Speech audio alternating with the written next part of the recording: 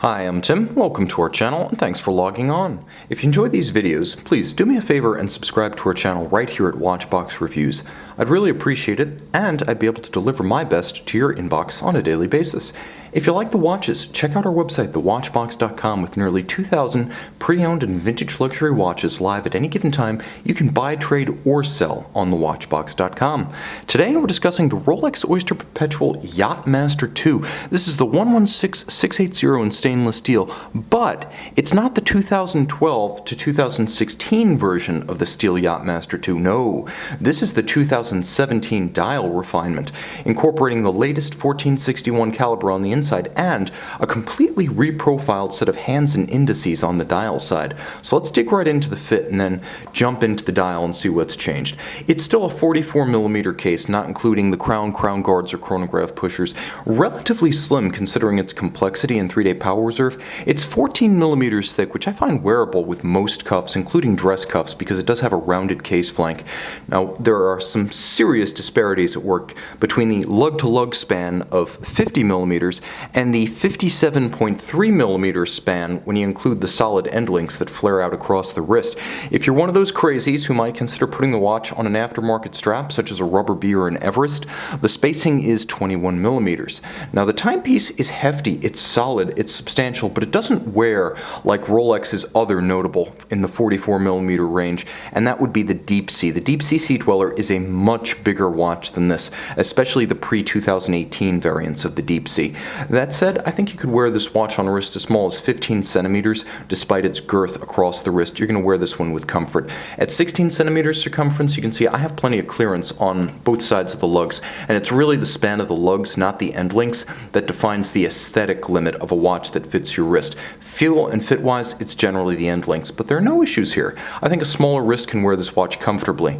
It can also wear the watch with confidence because you'll note the Oyster Bracelet is beautifully made and as solid as a chain of bank vaults strung together. Tapered, satin finished on the shoulders, polished on the outermost faces, polished down the center. You can also see on the underside, there's plenty of daylight showing through from my baseboard. This is a bracelet that will vent the wrist on a hot day. It will not trap heat, sweat, moisture, grit, and oil. Also, because the channels between the links are broad, it's not going to pinch skin or pull hair. The clasp is nicely made, and as with all flagship Rolex models, you can see it is fully finished on the inside, all of high polish. There's no blasted finish such as you'd find on a more basic Rolex model. It features the Rolex 5mm Easy Link tool-free adjustment system. You can see how it allows you to add or remove the equivalent of one sizable link. So you remove one link, or you can use Easy Link to add or subtract. Closes with a sharp snap, just as the clasp closes with a snick and a snap. And you'll note that Rolex even channels the profiles of the clasp, so when you do lower the clamshell, it fits into its own little lateral and vertical recess to create a flush form and curvature to the clasp. Attention to detail runneth over. Now, jumping back to the case, let's bring this one into focus. You can see that the watch, we're going to get super close, includes a somewhat more fluid and rounded case than you might expect. It's not quite the super case profile. It's got a little bit of super case squared stature to its lugs, but then you look at the side and you're like, you know, this is a little bit more of a giant Date-8, Datejust, or Daytona. This is not a scaled-up variant of what you see on the Submariner, the GMT, or the Explorer II. It actually has some grace to its case lines. Now, jumping back to the dial, we talked a little bit about the revisions. One element that has not changed is the Cerachrome bezel. It's still platinum deposits inside wells atop a blue ceramic, essentially scratch-proof bezel insert. If you're not one to chip or shatter sapphires, you're not going to reach the handling limits of a ceramic bezel. So it's going to look fantastic, perhaps even new, for many years, regardless of how rough your desktop manner might be. You can also see that the watch features a handsomely profiled crown flank with crown shoulders and somewhat recessed chronograph pushers.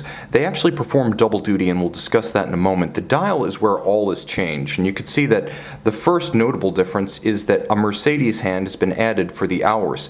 You'll also note that in addition to the arrival of the Mercedes hand, we have subtracted the blued indices and hand profiles, so the coloration of the dial has turned a little bit lighter with less of an emphasis on the color blue and more of a conventional bare polished white gold aesthetic to the hands and indices.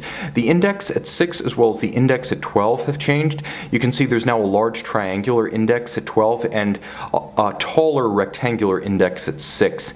That said, the watch remains functionally identical.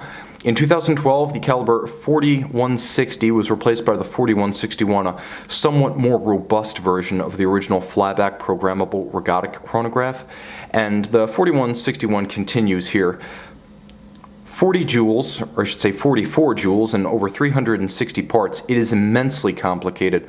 Automatic winding, and yes, as I alluded earlier, programmable. First, screw out the crown, leave it in the neutral winding position, and the double function of the pushers includes the programming of the regatta countdown. So once you've turned the ring command bezel so far it stops, that's when you want to push down the crown at 4 o'clock, and now you can turn the winding and setting crown, and you can program the countdown from 1 minute to 10. And of course, when you adjust past 10, it flies back for a wonderful little piece of dinner theater when you're amazing your friends. Once you've set it, you can turn the ring command bezel back, you can screw the crown back in, and the watch will function as a countdown timer, and it will remember whatever you've programmed. So if you let it count down to 2, for example, then you stop it and you reset it, it will reset to the countdown that you programmed. So it will just keep coming back to 7 every time you reset it. It has another feature that makes it different, not just from a conventional chronograph, but different from most flyback chronographs.